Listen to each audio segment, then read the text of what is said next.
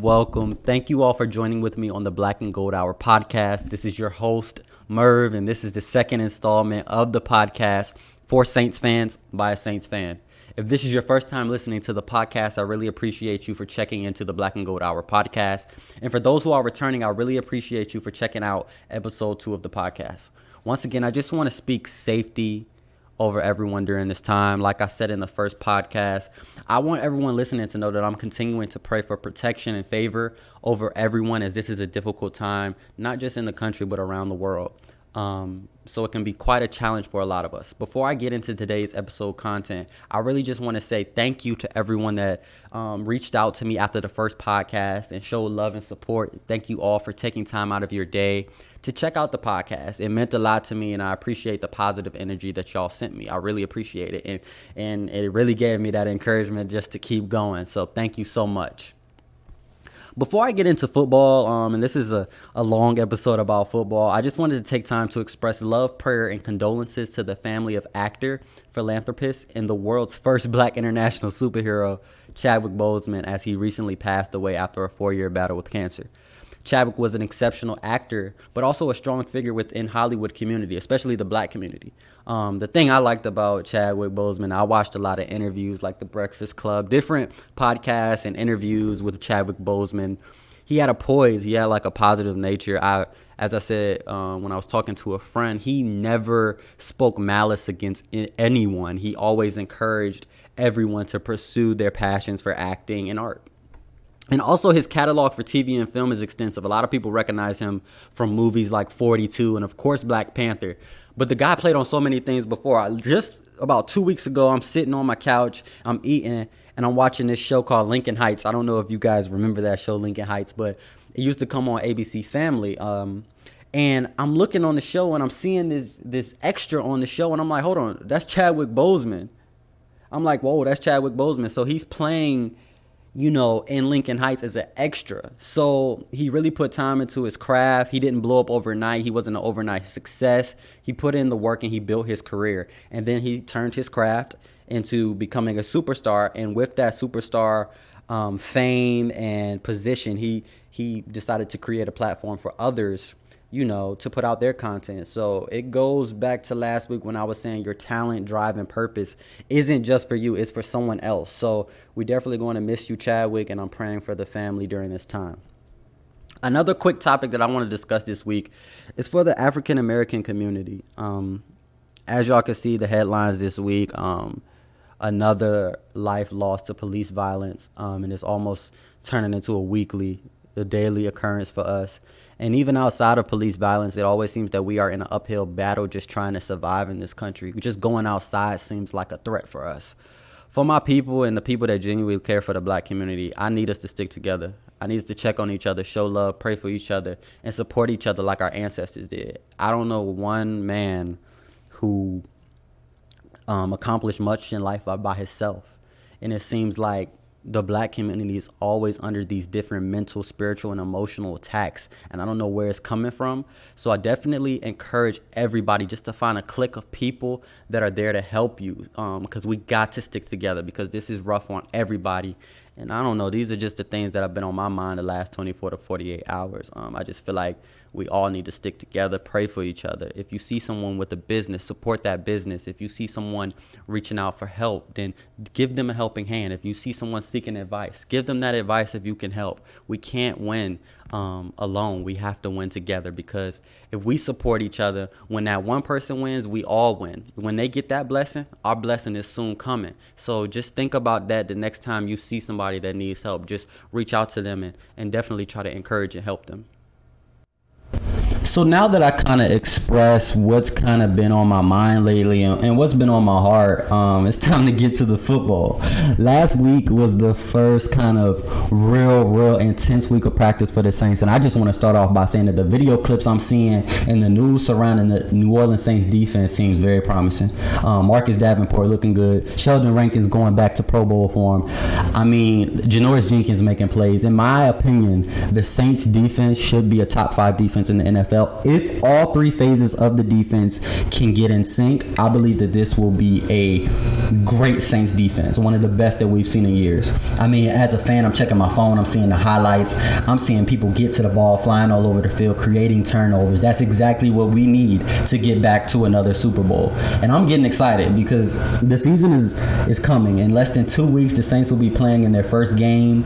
And honestly, I have no idea what this season is going to bring. There's no training camp, no preseason. Honestly, the first few games of the season could look very interesting to say the least. I'm sure there'll be signings, headlines, COVID updates, if they're going to kind of have players in a bubble. Whatever the case may be, this season is going to be one of the more interesting seasons in the last few years. As for the New Orleans Saints, their first game of the season will be a tough one as they play America's new team, the Tampa Bay Buccaneers, in what is America's game of the week for week 1. Honestly, as long as I've been a Saints fan, the Saints and Bucs matchup, honestly, I've hated that matchup more than the Saints and Falcons matchup. I mean, the Bucs always seem to come into the Superdome and give the Saints trouble. Even if the Saints are 13-3, 14-2, the Bucs always seem to have the Saints number at least one game out of their 2 matchups a year. Anytime you get 2 first ballot Hall of Famers, Tom Brady and Drew Brees, together on one field, it's already America's game of the week. So we already know that's going to be great. But as we noticed over the last few years, Brees and Brady aren't able to carry teams on their back as they used to maybe 4 or 5 years ago. So it's all going to be about the supporting cast for each team, and the supporting cast that can be most efficient during the course of the game will likely decide who's on the winning side of the scoreboard. Honestly, there are so many things to talk about at this game, and I didn't want to do this episode alone, so I'm bringing somebody on this episode to really help me and give me the Bucs perspective for the game.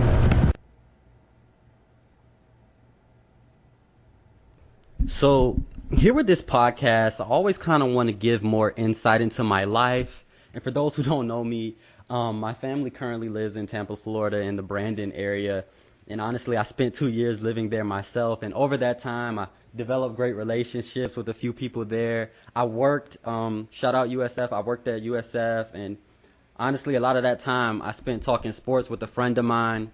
Honestly, we could take a general conversation about sports at 2 o'clock and turn it into a 3-hour conversation. And during work, I thought it would only be during work, people would be like, oh, they're talking about sports again. It was crazy. So I thought it would only be right to bring in my friend, big Tampa Bay sports fan, big Florida sports fan, Lightning, Bucks, all of the above.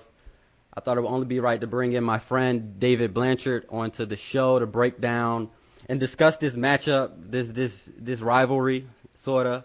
I thought it would only be right to bring my boy on. So, thank you for coming on, David. Yeah, for sure. Thanks for having me. It feels like we've come full circle. Like you said, we spent most of our work days talking about sports instead of actually doing work, and we would always refer to that time as the podcast. So now we're actually doing a podcast together, and I think we've come full circle on everything. I mean, all we do is talk sports, so it was only right that I bring you on. So you're the first guest I kind of wanted to have on the show. So I appreciate you for, taking time out of your day to come on. But before I jump into this game and this matchup that is going to be the biggest game of the first week of the season, last week I kind of went into how I became a Saints fan. So today I kind of want to ask you, what makes you a Tampa Bay Bucks fan? Like, what led you to being a fan? Well, I was born and raised here in Tampa, and I've really been a Bucs fan as long as I can remember even following the NFL. Mostly thanks to my dad. My dad's been a diehard Bucs fan since day one. He's legitimately been following the team since the conception in 1976. and I always just grew up watching it with him. He rarely misses a game, so I rarely missed a game, and I've just kind of stuck with it the entire time. But hell, I mean, he was at the first playoff game, or first playoff win against Philly back in '79. So I mean, he's about as diehard of a fan as it gets, and that just sort of wore off onto me. Right. And I remember when we used to talk at work, no matter how bad the Bucks would do or if they do some good, you were always there. So I definitely know you're a diehard fan. And you kind of got the same story as me. Like my dad kind of instilled the Saints love in me, and it seems like your dad kind of instilled the Bucks love in you. So yeah, we got Yeah, to for better or for worse, he made me loyal, so now I'm stuck with it. facts for better or for worse. That might be the name of this episode. But as the season gets underway, man, what's the vibe in the city right now? You're in Tampa right now, and are the people there excited? It's Tom Brady. It's Mike Gronkowski. It's so many weapons. Are people excited? Are you excited? How are you feeling? People are definitely excited. I don't remember the last time there was this much hype surrounding the team. I mean, probably after the Super Bowl win would be my best guess. I was really young then, so I don't remember that much. But and honestly, the reaction still probably has been a little bit reserved than what you would expect, just because of everything that's been going on in the country. Mm-hmm. I think due to maybe the fact that people don't realize, or they realize that they're not going to be able to attend the games. That's something that hit me personally, because I was, when the signing first dropped for Tom Brady, I'm like, all right, I'm going out. I'm buying season tickets. I'm going to have the jersey. I'm going to have everything ready. And then I backed up and I'm like, well, I don't know. I don't know if that's going to even be a possibility. And I waited, and it looks like my waiting unfortunately paid off. Plus, there's just kind of been general skepticism over if the season's even going to take place, or like what capacity it's going to take place. But even still, there are really high expectations for this team this year. And the key right now is just showing people that they're for real. This isn't the first time that the Bucks have dominated an offseason or had these types of expectations. A few years ago, they acquired Darrelle Revis, and that was a big story in the city. But, we've seen that sometimes derail itself throughout the course of a regular season. And so a lot of people, myself included, we need to see something to back up all the hype before we can really buy in. But this time feels different. Like you said, we have Tom Brady, we got Gronk here. Those guys are proven winners, proven champions. So this time feels for real, but we still got to wait and see what happens. And the crazy thing is, I'm looking at the Bucks roster right now, offensively loaded. I mean, it's so many weapons. I'm looking at the Saints roster and I'm thinking, how are they going to match up on the first week? I actually was planning on going to the game November 8th in Tampa, and it doesn't seem like I'll have a chance to go with the COVID-19 epidemic and everything. But I'm excited for the matchup. I think without fans there, it'll give players more opportunity to actually focus on the game. Without the distraction of fans, fans do always give momentum and can help a team pull out a win. But I think without fans, it can help certain players, focus, especially in the secondary. Secondary players have to focus. They can never take a play off. So I think like for players like that, I think it could really help them in the long run. I know here in Maryland, the few Bucks fans that I do know, they're super excited, already kind of buying their Super Bowl, tickets mentally, and they're ready to go. I mean, so much has happened in the Bucks organization over the last few months, and honestly, I'm nervous about the Saints and Bucks first week matchup, because it always seems like, honestly, I know the Saints and the Falcons are rivals. It just always seems like the Saints versus the Bucks, the away team always gets the better of the home team. This is one of those division rivalries that I honestly hate. I hate playing the Bucks because the Saints, it's never what you expect on either side of the ball. So based on the preseason hype around the Bucks this season, what are your expectations for this team? How far do you think this team can go this season? Well, I think in order to define the expectations going into this year, you have to look at the past for this team. So for the listeners out there, I'm going to throw two dates and kind of give their significance. The first one, January 6th, 2008. That was the last time that the Bucks played in a playoff game in the NFL. It was against the New York Giants. It was the year that the Giants won one of their Super Bowls with Eli Manning. They had obviously lost that game, but that was their last time playing in the playoffs, and they haven't made it ever since. And then the other date is January the 26th, 2003. That was the last time the Bucks won a playoff game. Oh, by the way, it was the Super Bowl against Oakland Raiders. So All of that being considered, it's really odd with those statistics to say that this is a playoff or bust type year for the Bucs, but it really is. I mean, you don't have these guys for long. Brady and Gronk and even the head coach Bruce Arians are not long-term projects for Tampa. These aren't guys who you bring into the organization to build around them. You bring them into the organization because you think things are already built around them. Right. Brady and Gronk are going to be here probably 2 years. Tom Brady's current contract is a 2-year deal. I think Gronk is on a 1-year deal, but he'll pretty much just stick around as long as Brady does. Bruce Arians is probably on a pretty similar time frame, I would say. So needless to say, breaking that playoff drought is crucial, and you want to do it sooner rather than later. And I do actually expect that that's going to happen this season. I think the Bucs are going to make the playoffs. My expectations aren't sky high necessarily. I don't think that they're going to make a Super Bowl run. I don't think they're there quite yet, but just making the playoffs when you haven't made it in over 12 years is just the type of progress you need if you're the general manager, Jason Light. This is a guy who he's brought a lot of talent into the team, both with coaches and with players.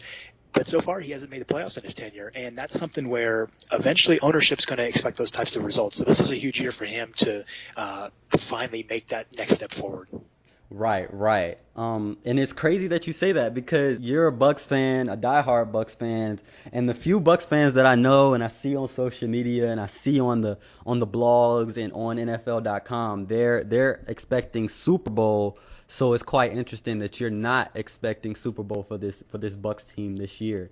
But so how far do you think this team will go? Like, what's your wins? What's your losses this season? I would expect pretty much anywhere from my prediction officially I think comes in at 10-6. I'd have to look at the schedule again and see. I think that having Tom Brady, having Gronk, that's going to be worth something.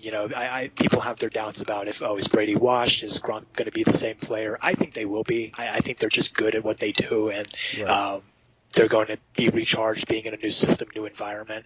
But there's still questions on the team. The secondary is very young. That's one of the things that when we talk about the matchups going into week one, that's one of the keys is going to be this Tampa Bay Buccaneers secondary. It's a really young secondary. They need to come together. The front seven is particularly the pass rush.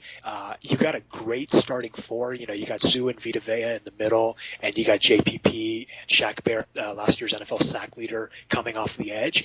But behind those guys, not a lot of depth, and that was something that you were maybe seeing if they were going to be doing it in the draft. And they had a lot of needs in the draft, and they went with offensive line. They went with a safety, which I think were fine picks. But you still kind of have a depth issue on that defensive line to where if one of those edge rushers goes down, you don't have a lot behind them in terms of proven productivity. And then the offensive line, the tackles are still a question. Donovan Smith, the left tackle, has been kind of up and down throughout his tenure in Tampa Bay. They're relying on him to have a bounce-back year. And then on the right side, you got Tristan Wirfs, the rookie, which I think that was a great pick. He to me, was one of the, in my opinion, the best tackle out of the four that were kind of projected to be those top four tackles in the draft this year. The fact that he fell to Tampa was kind of a miracle in my opinion, but even still, he's a rookie, and you have no idea how he's going to handle this new league, this new environment. So if those guys and if those units on the team can either meet or exceed expectations, I think that's when you can start looking at Super Bowl and looking at those types of expectations, everything else, all the other talent on the team. But for me, I'm someone who I need to see that first and see it proven to me that they can play or that they have the depth that they need in order to take that next step. So that's kind of why I'm waiting right now to see what's going to happen. But I think, like I said, if those units can produce, if those players can produce, that's when you can start talking about making a deeper playoff run. Right now, I would say 10-6, and then maybe a first or second round type year for the Tampa Bay Buccaneers, and then that's something that you can build on headed into 2021. And it's weird because it seems like the Bucks and Saints are on opposite sides when it comes to the team roster. The Bucks seem to have a new roster with so many new faces. How are they going to implement these faces? While the Saints, on the other end, have a team that's been together for at least 3 to 4 years. We have the same secondary for the last 2 or 3 years. We've had the same offensive, playmakers. We've added Cesar Ruiz on the offensive line. We've added a couple of new players, but ultimately we've added Emmanuel Sanders at wide receiver. Ultimately, though, the team is still largely the same. And sometimes you could use new players. You could use new energy, especially with, I always say, and my father always tells me that the Saints and other teams, you can't waste time because there are other teams that are going to get better throughout the offseason. And just like this with the Bucks have improved offensively from top to bottom. Um, no disrespect to Jameis Winston, but Tom Brady is the GOAT. He is a GOAT, Hall of Famer, first ballot. So the expectations are sky high. And sometimes I feel like maybe the Saints should have added a bigger free agent on the defensive side of the ball. But we're just going to have to see with this matchup. And honestly, my next question for you would be, what matchups are you interested to see? I know with the Saints and Bucks is always kind of like the Marshawn Lattimore and Mike Evans battle. But what other matchups are you excited to see? Well, it's interesting because I think looking at some of the units on this team, to me, there's two key matchups that I think are going to define how this game goes, and it actually kind of leads back to what you were just talking about, the whole chemistry thing. You got a team in the Saints that are really familiar with each other. They've been playing together for a while. You got some key additions here and there, but for the most part, it's the same roster that you've been playing with. And then the Bucks is just, I mean, some of the players are carrying over, but the key pieces are coming in. They're brand new, and it's going to be tough for both teams because from the Bucks perspective, how do you get into the game when you've never played together? You know, they've done practice and training camp, but there's no preseason to get into a groove, to get some chemistry. But from the Saints' perspective, how do you prepare for something that you've never seen on film? You know, you can theorize all you want about what this Tom Brady offense is going to look like with Bruce Arians, but we have no idea what it's going to look like until it's actually on the field. Now, all of that being said, looking at the key matchups into this game, there's a few that I'm excited for.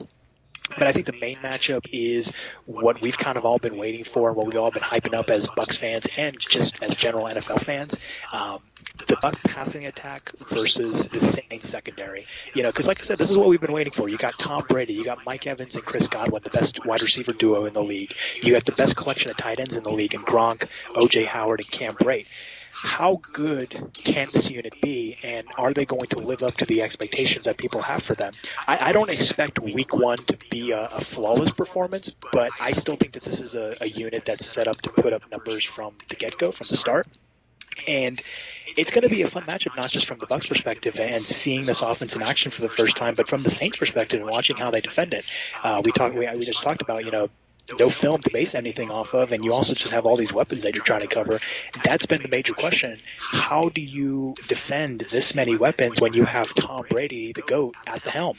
Now, if there's any team that's going to be able to do that, it is going to be the Saints, in my opinion. They're one of the top teams in the league. In my opinion, they're the best team in the NFC. So seeing how they approach this Bucs offense is going to be really interesting, and it's also going to set forth, you know, a blueprint that teams in the future for the Bucs are going to have to follow in order to see, you know, because if it works, then we got to look at that Saints game and see what they did right. And honestly, the reversal of that matchup is just as interesting to me when you look at the Saints passing attack versus the Bucs secondary. This is a secondary that Jason Light, the general manager, has invested a lot into, which means that they're very talented, but they're also really, really young. So, and let's just, I basically mapped out our top 6 DBs and their draft position to get a sense for the listeners of how young we're talking here. Our top 3 cornerbacks, you have Carlton Davis, Sean Murphy-Bunting, and Jamel Dean. Davis and Dean will likely be on the outside, and then Bunting is going to be a rolling slot. Carlton Davis was a second-round pick in 2018. Jamel Dean was a third-round pick in 2019. And then Sean Murphy-Bunting was a second-round pick in 2019. And then you look at the safeties. Top 3 safeties to me are Jordan Whitehead, Mike Edwards, and Antoine Whitfield Jr. Jordan Whitehead was a 4th-round pick in 2018. Mike Edwards was a 3rd-round pick in 2019. And then Antoine Whitfield is a rookie coming in this past draft class. He was a 2nd-round pick. Mm-hmm. And so you notice a trend there. There's, you know, a lot of high draft picks, 2nd, 3rd-round picks, and then the 1/4, but also guys who were drafted this year, last year, in 2018 at the latest. To me, their ability to come together as a cohesive unit, to be able to communicate and limit mistakes, that's what's going to separate Tampa from whether or not they're going to be a playoff team. The secondary for Tampa on the defense has kind of been the Achilles heel for the last few years, but that unit really started to gel the last 4 or 5 weeks of the 2019 season. So what better way to test yourself and see if that was a fluke, or if you're for real, than to go against one of the greatest of all time, and Drew Brees. You know, plus you got Michael Thomas, you got Emmanuel Sanders, the newest weapon coming in. You got Jared Cook, Alvin Kamara is going to be involved in the passing game. So this young Bucs secondary is going to have a heck of a challenge for Week 1. They carry over a lot of momentum from 2019, and I'm going to be really interested to see if they can pick up where they left off. And going back to what you said a few minutes ago, the lack of preseason could either be a huge disadvantage or it can be very advantageous depending on your perspective. If a team doesn't have preseason, such as the Bucs, a team that has so many new faces, how will they gel on the first week? It's tough to say. I honestly, because not only are you talking about new faces in the system, but this is a question or a scenario that we've been talking about now for almost 20 years. Tom Brady outside of the Bill Belichick system. That's always kind of been the running joke. You know, some people are serious with it, but to me it's always been a joke that Tom Brady's a system quarterback. Well, he's not in the system anymore, so let's see what happens. And Bruce Arians, on the other hand, you know, he's a guy who he's very much a risk it or biscuit type coach. That's always been his saying. He's going to throw caution to the wind and go for it, and that's never been Tom Brady's game. So I'm really interested to see how those two are going to come together and just to see what they produce as far as offensive action goes. You know, when you have guys like Evans and Godwin, to me, that's going to make Tom Brady's job a lot easier. This is one of the best supporting casts on paper that he's ever had. I think that's going to help a lot. And I actually think that they're going to gel quicker than some people may imagine. It may be a feeling out process for the first couple of quarters, but ultimately, it's Tom Brady. I think when you have a guy like that running your offense, you have to trust him, and I think he's going to come through. You know, I can't sit here and say, yes, I know age is a factor, and age catches up to everyone, and Tom Brady is on the decline. Like, there's no denying that, but it's still Tom Brady. He's still, you know, one of the smartest players in the league. He's the smartest player on the field whenever he is on the field, and I think he's going to be able to carry this cast to levels that they haven't been able to reach before with guys like Jameis Winston. And that's the thing. This is the supporting cast that we always wanted for Tom Brady, but Tom Brady's always been such a team guy. He's always been about winning. But this is, and I got to do my history before I say this, but I want to say this is the most talented offensive roster and list of weapons that Tom Brady has ever had. No disrespect to the Julian Edelman fans or anything like that, but I believe that this group of receivers, the tight ends, and also the running back, I believe that this team is poised to score a lot of points this season, and I believe this could be an MVP kind of year for Tom Brady. In this game in particular, as a Saints fan, I believe the key matchup for me is the Hall of Famer Tom Brady versus what I believe is underrated in Demario Davis. Honestly, I believe the linebacker for the Saints, Demario Davis, is one of the more underrated players at his position. He is a top 3. He gets snuffed for the Pro Bowl. He doesn't get the big money like all the other linebackers, but he is a general. He's smart. He knows what's going to happen before the play even starts. And I want to see how they match up with Tom Brady. Tom Brady and Drew Brees seem to be a step ahead of everyone mentally. And I believe that in this game in particular, Demario Davis is going to have to be at his peak mental level to keep up with Tom Brady. Tom Brady is a surgeon on the field, and with all of those weapons, you know, I don't know what's going to happen. Also, another matchup that I'm really interested to see is we've just moved our cornerback P.J. Williams to safety, and I believe that he's going to be heavily matched up with Rob Gronkowski. I don't know. We don't know what is left of Rob Gronkowski, but I know that when he was in the league, he was a dominant force. No one could guard him. He's too fast, too strong, agility. He has it all. He might be the best tight end of all time. And I want to ask you, and I know I gave you a list of questions, and it's kind of a little bit off script, but how do you think Rob Gronkowski is going to do on his first game back? I think that he's still working on the conditioning from what I can tell from training camp, especially being in Florida. I mean, that's a hell of a transition with the humidity and whatnot. But everything that I've heard, he looks like the Gronk of old.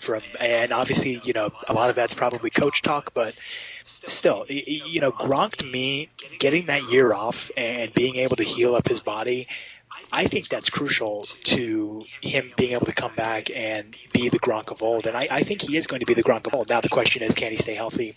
That's obviously to be determined. But from everything I gather, from everything I've heard, he's healthy. He's ready to go. He's slimmed down a little bit, which should make him a more of a threat in the passing game. And also the thing with Gronk that I think a lot of people overlook because of just the fantastic receiving numbers he's able to put up on a year-to-year basis when he is healthy. The guy's a hell of a blocker. I mean, he's one of the best blocking tight ends that there's ever been in the NFL. And that's a huge boost to the Buccaneers, especially when I mentioned earlier, we're still kind of working through the kinks with the offensive tackles on this team. Well, being able to put Gronk off of one of those tackles, being able to put him next to a rookie, for example, and having him block off the edge, that's a huge boost to this running game. Plus, when you have Gronk, you mentioned earlier, Mario Davis being someone and on the team, and then also having like PJ Williams who's going to be helping to cover Gronk, that's going to open up targets for those other two tight ends. Cam Brate and OJ Howard are no slouches. OJ Howard needs to work on some stuff reception wise. He had some his hands weren't that great last year. He needs to rebound from that. But Cam Brate's always been a super reliable target, and he's someone who I think that's an underrated connection that people haven't given enough attention to. We talked about Brady to Evans, Brady to Godwin, Brady to Gronk, etc. But I think Brady to Brate is going to be the connection that takes a lot of people by surprise in this year, because I think Tom Brady's going to realize he's got a reliable target in Cam Brate who's not going to drop a lot of balls. He's going to be open a lot of the time because he's not Gronk, he's not Cam, he's not a Mike Evans, he's not Chris Godwin, and I think he's going to be a super reliable target for Tom Brady. Right, and that's what I'm afraid of. So, they gave this game the NFL first game of the week. Primetime spot on opening Sunday, which I hear people joke all the time. 20 years ago, the Saints and Bucks would never be the primetime spot on opening Sunday, ever. But as a fan, the Saints, I know a little bit about the Bucks. We've been going back and forth about this for years. So I just want to know, what do you expect to see in this game specifically? What are your score predictions? What do you think is going to happen? Well, it's tough because the circumstances surrounding this game are so unprecedented that I've struggled trying to figure out what I think I'm even expecting. Right. But I keep coming back to the fact that this is an early season Bucs Saints game, and you joked about it earlier, and we've joked about this before. Expect just about anything, fireworks and wackiness and just anything you can imagine, because these Saints Bucs games have a tendency to get really, really strange really quickly. I mean, a few years ago, Jameis Winston gets suspended. Ryan Fitzpatrick comes off the bench. He turns into Superman. He throws over 400 yards, 4 touchdowns, and the Bucs win 48-40 in one of the strangest Week 1 games I can ever remember watching. Now, I don't expect this game to reach that level of craziness, but I actually do think it's going to turn into a shootout toward the end. This training camp has been different.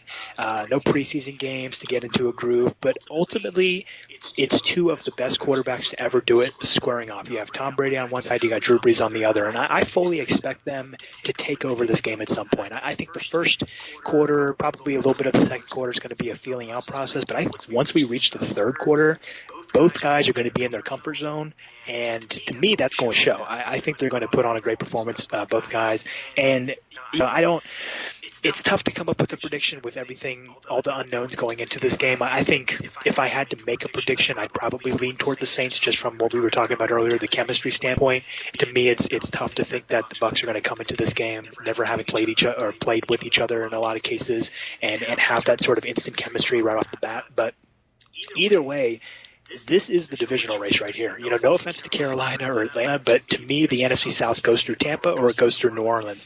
And winning this game doesn't necessarily mean that you're going to win the division, but it's going to put you on the right path. And this is as big of a game as it's going to get in Week 1. So I cannot wait to see what happens. I think that this is going to be a huge game for both sides to try and get off on the right foot. And it would not surprise me one bit if the winner of this game ultimately wins the NFC South.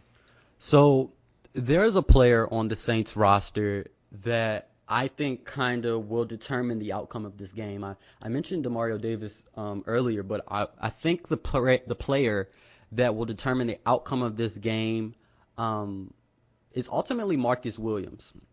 I know there's Drew Brees on the offensive side of the ball, Demario Davis, a NFL top 100 player, but I believe that Marcus Williams and how he plays the deep ball, how he plays the safety position, will ultimately determine how we, as a Saints fans and Saints organization, how we pull off this win.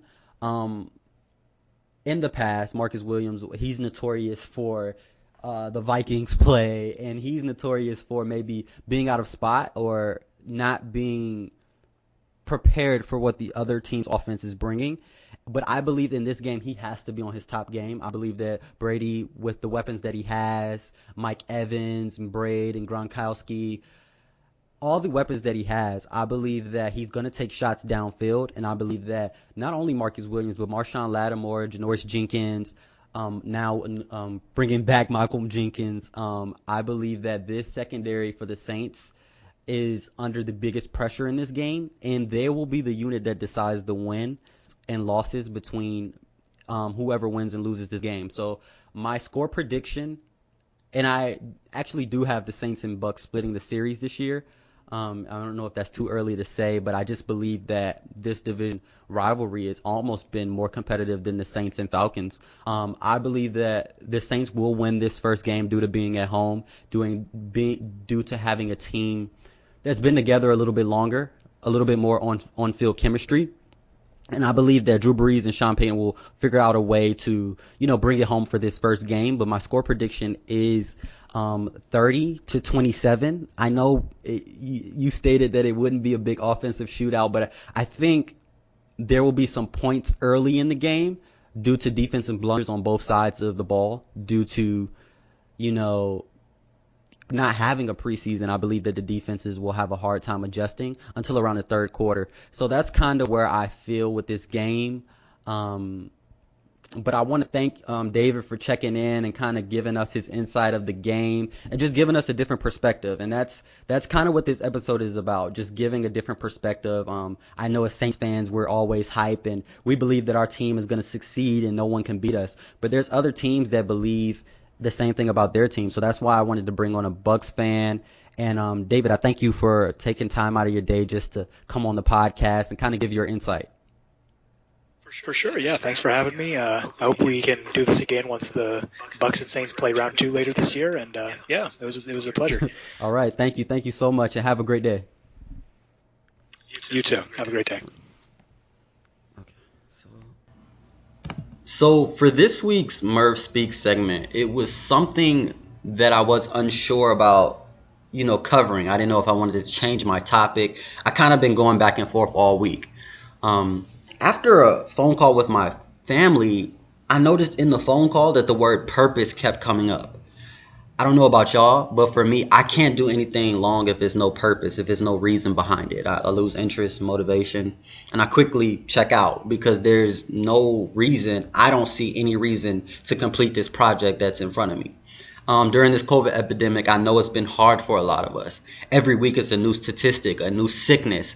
Something may be going on with our families, friends, or jobs, and we don't really know what's going to happen from week to week or let alone day to day. But I personally believe, and this is something I truly believe, that this COVID epidemic could help a lot of us. It could push a lot of us to get closer to our destiny, our purpose on this earth. Though we may not be able to enjoy our summer was kind of lame, or possibly we may not be able to enjoy this fall either, but we do have time to meditate on the word and figure out what God has instilled in us for the kingdom.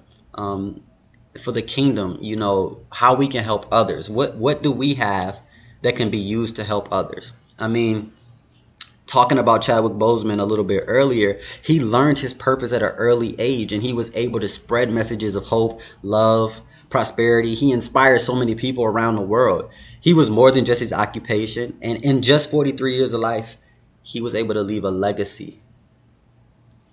He was able to leave a legacy that will be remembered for way more than any movie that he ever put out. His legacy is way bigger than that.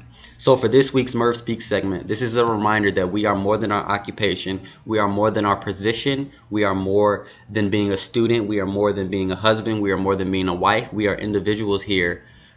Throughout the course of navigating life, we are also here to help others.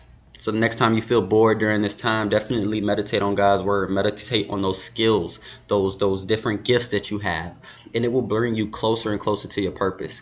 And that journey and revelation may be quick. For some of us, we may be able to know what our gifts are immediately and how to pursue our purpose. And for some of us, it may take a while. But just like Chadwick Boseman, continue to grind, continue to pray, and continue to think about how you can be of use to others. And eventually, we will all be superheroes to somebody. But that's today's Merv Speak segment. Once again, I thank you all for listening to episode 2 of the Black and Gold Hour podcast. I want to thank my man David for checking in and adding his insight to the podcast. Much appreciation, bro. This season is going to be exciting, and I'm excited to continue this journey with you all. It's your boy Merv. It's the Black and Gold Hour podcast. Everyone be safe.